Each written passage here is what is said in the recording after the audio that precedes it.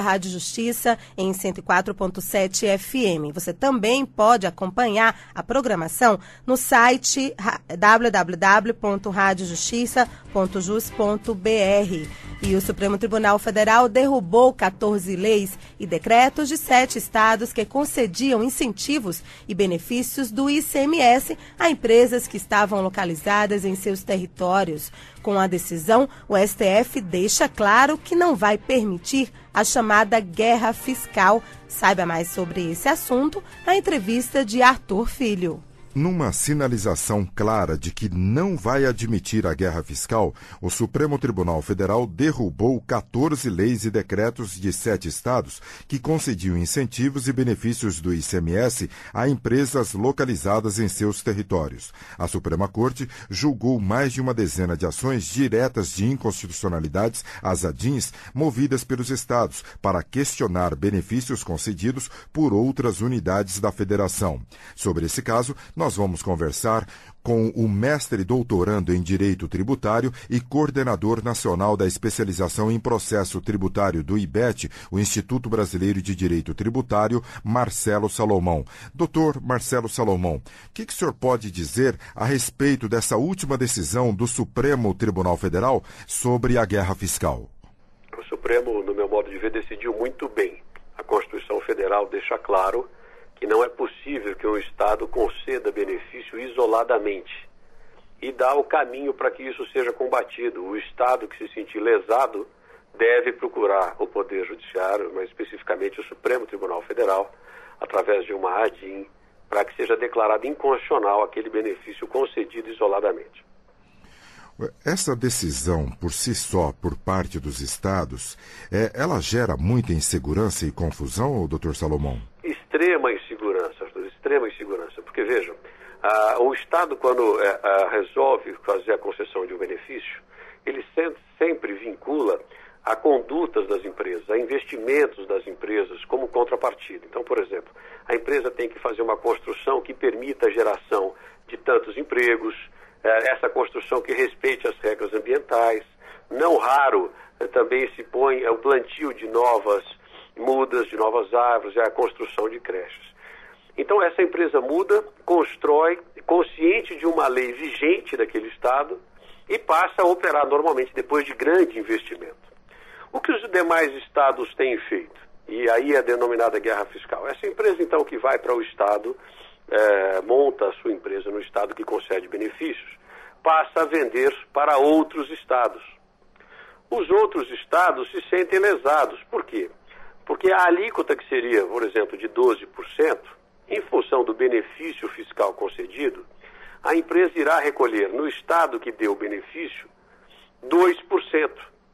Sendo que esses 10% ficam como crédito, ficam com benefício para pagar isso parcelado em alguns anos, uma série de benefícios possíveis, mas ele acaba recolhendo, pagando 2%. Por conta disso, outros estados, como por exemplo São Paulo, olha, eu não vou admitir que as empresas de São Paulo, quando comprarem de empresas que estão naquele estado que deu o benefício, se acreditem de 12%, apesar da incidência tributária ter sido de 12%. Como ele só recolheu 2%, eu só permito que recolha 2%.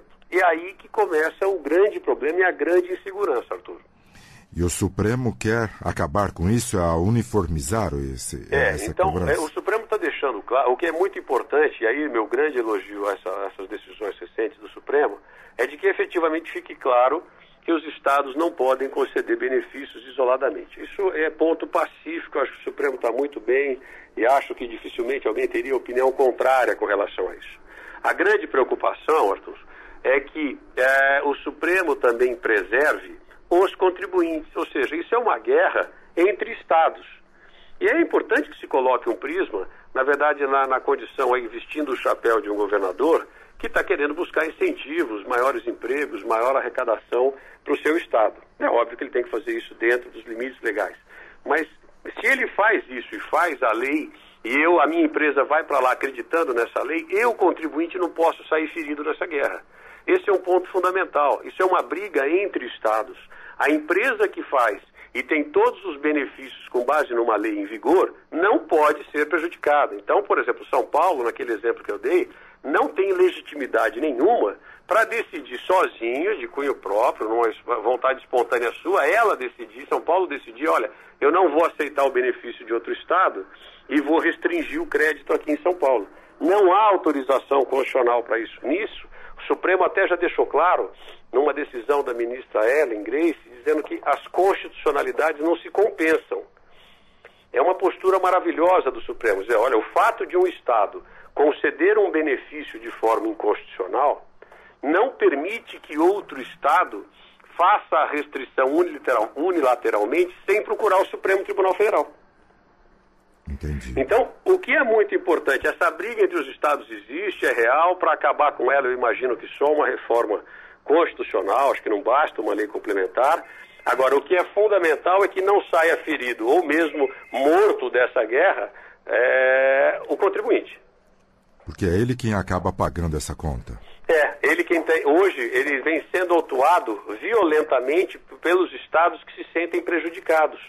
Então, por exemplo, São Paulo, cito São Paulo porque é reconhecidamente o estado que se sente mais prejudicado. Mas São Paulo não pode violar a Constituição restringindo o crédito. São Paulo tem que fazer como fez mesmo, entrar com uma DIN e levar a questão ao Supremo, porque o único meio possível de se questionar uma lei que conceda um benefício de forma inconstitucional é entrando com uma DIN. Não é possível que se tome uma medida direta ao Estado de São Paulo ou qualquer Estado que se sinta prejudicado, vindo cobrar do contribuinte.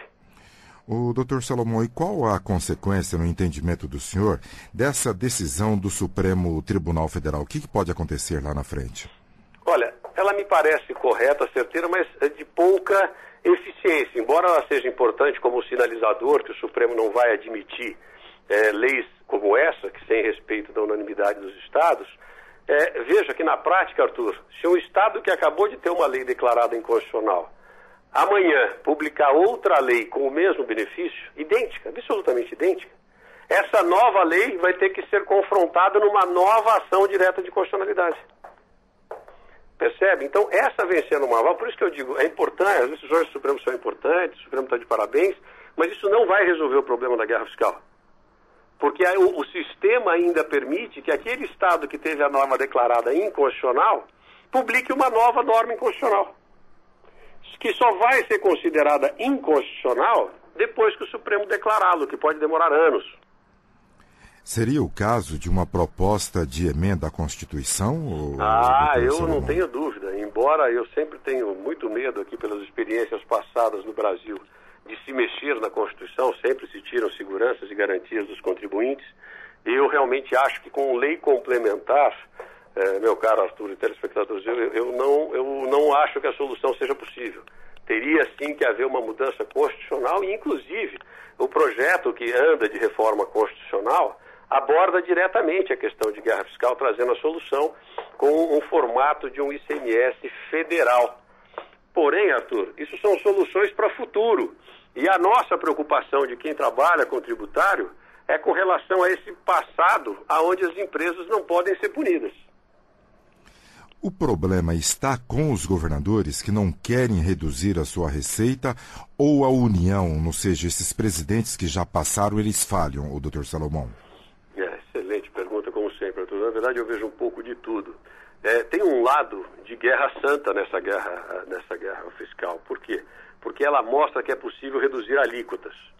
Então, veja, existindo vontade política, seria plenamente possível que o CONFAS, que é esse órgão que une os secretários da Fazenda e que tem que aprovar unanimemente, de forma unânime aí, os benefícios fiscais, se houvesse uma vontade política real entre todos os governadores, para que fosse compensada essa desigualdade real também, financeira. Tem estados que, nossa, é indiscutível a condição financeira e social de alguns estados e a de outros.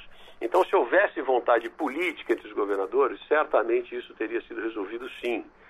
Assim como também, né, colocando de novo aqui o chapéu de governador, certamente deve dar uma preocupação muito grande um governador que seja a oposição, por exemplo, de um presidente da República, você deixar em nível federal a matéria de ICMS e depender do repasse da União.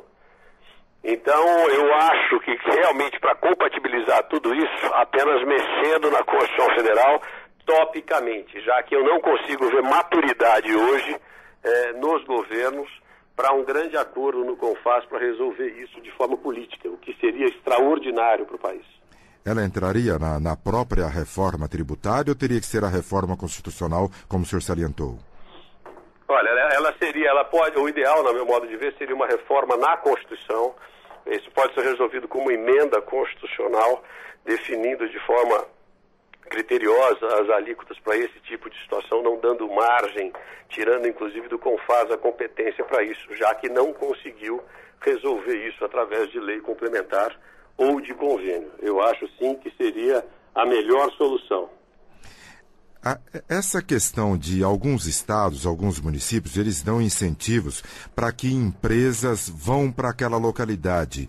Isso por trás estaria o ISS, mas na verdade o que manda mesmo é o ICMS, ou doutor Salomão? A situação é idêntica, a sua analogia é perfeita. A guerra fiscal, hoje está em discussão a questão do ICMS, mas na verdade ela acontece também com outros impostos, como a briga entre municípios do ISS. A gente já viu isso, o Supremo também já tem manifestações sobre isso. Então, veja, isso é uma movimentação natural do gestor da cidade ou do gestor do Estado de querer trazer maior arrecadação. Então, há efetivamente um lado positivo de gestor a se ver nisso. É claro que o que tem que ser observado são os limites legais. Agora, se a legislação vem permitindo essas brechas indevidamente utilizadas, é isso que precisa de reforma. E o Poder Judiciário vem decidindo muito bem nesse sentido. Porém, enquanto não se mudar a legislação, mesmo com essa postura correta do Supremo, a possibilidade de brigas continua. A guerra fiscal, no meu modo de ver, não se encerra, está longe de ser encerrada, enquanto não se mexer na legislação. Não era um caso para chegar à Suprema Corte? Olha, nesses termos, como está hoje a Constituição, teria que obrigatoriamente chegar à Suprema Corte. Uma vez alterada a Constituição, por ser matéria constitucional, sempre poderá chegar às Cortes Superiores. Porém, eu imagino que com uma reforma constitucional bem feita, ou uma emenda pontual na questão do ICMS, possa resolver e evitar essa quantidade de litígios que existe sobre guerra fiscal, mas principalmente evitar a insegurança tremenda das empresas que investiram, que geraram empregos, que geraram benefícios sociais, ambientais, e agora ficam absolutamente inseguras com relação a esse passado todo, onde, acreditando em leis vigentes, constituíram suas empresas e fizeram suas vendas normalmente. O doutor Marcelo Salomão, se uma empresa que se instalou em determinado estado, quando a lei do benefício estava em vigor, e fez todos os investimentos pedidos em troca do benefício, ela pode ser punida? Então, esse é o grande ponto. Eu entendo que de forma nenhuma ela praticou o que se chama, Arthur, o ato jurídico perfeito. Quando ela foi para aquele estado, aquela lei estava absolutamente em vigor, não tinha sido declarada inconstitucional. A única forma de declarar inconstitucional é uma decisão do Supremo. Então, se ele foi, com base numa lei em vigor, pratica um ato jurídico perfeito, ele não pode ser punido de forma como seria fazer ruir todo o sistema de segurança jurídica do Brasil. Seria fazer ruir o princípio da não cumulatividade para o contribuinte do ICMS. Seria fazer ruir o princípio da legalidade em relação ao ICMS. Então, seria um absurdo imaginar que nessa guerra entre estados o grande punido seja a empresa. Eu acho que muito pelo contrário. Eu acho que as empresas, inclusive, caso venham as decisões, o que eu não acredito, mas as decisões venham a dizer que isso efetivamente possa ser contrário ao contribuinte, eu vejo que o direito dele ser indenizado com relação aos investimentos que fez. Porque aquilo equivale como um acordo. Para ele ter o benefício fiscal, ele teve que fazer investimentos. Ele não pode sair prejudicado em sentido nenhum, no meu entender. Muito bem, nós conversamos com o mestre doutorando em Direito Tributário e coordenador nacional da especialização em processo tributário do Instituto Brasileiro de Direito Tributário, IBET, o Dr. Marcelo Salomão, falando a respeito dessa decisão do Supremo Tribunal Federal que está encontrando uma nova forma de encaminhar ações que tratem da guerra fiscal. Dr. Marcelo Salomão, muito obrigado pela participação. O prazer foi meu, uma grande honra falar com vocês. Agora são 9 horas e 57 minutos.